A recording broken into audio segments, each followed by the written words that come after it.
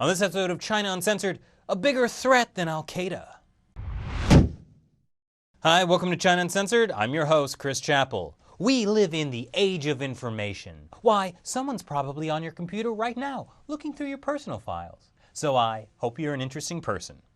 We have connected all of our lives, personal, professional, and national, to the internet. Those poetic words came from James B. Comey, the director of the FBI, at a hearing in November for the Senate Homeland Security Committee. But this Garden of Eden of information has a serpent slithering through it, threatening the digitally ignorant and naked, tempting us to eat the fruit of forbidden knowledge by hacking our way to it.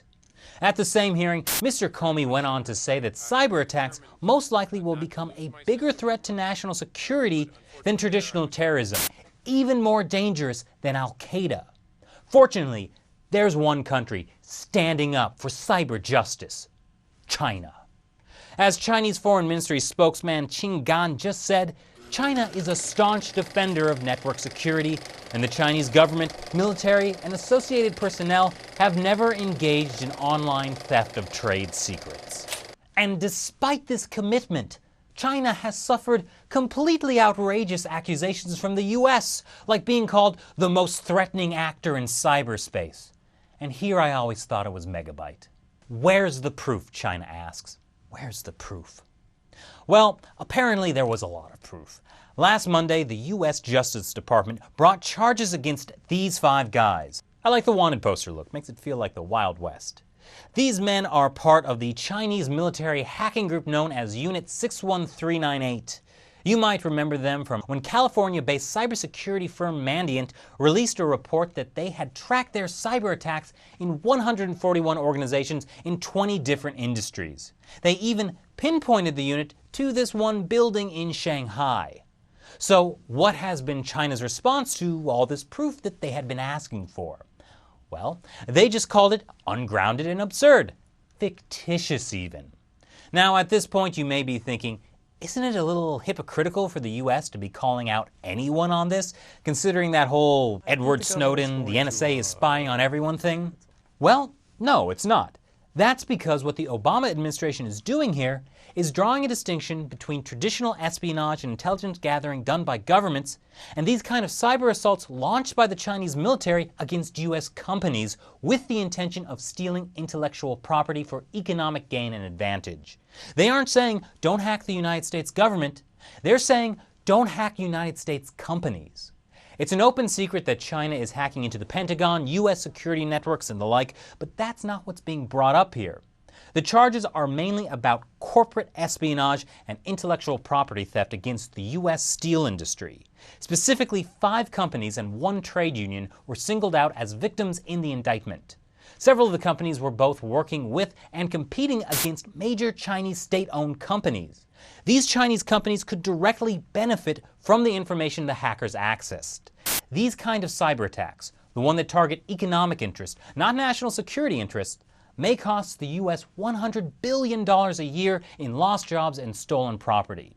So what does it mean that the Obama administration is only targeting this one facet of Chinese cyber warfare? They're drawing a line between hacking into military intelligence networks for national security secrets and hacking computer networks to get an unfair economic advantage. They're saying the former is traditional spying and that's fair game. You hack us, we hack you, and we'll do the best we can to keep you from doing that. Spies can now work from the comfort of their own living rooms, which explains the newest James Bond movie.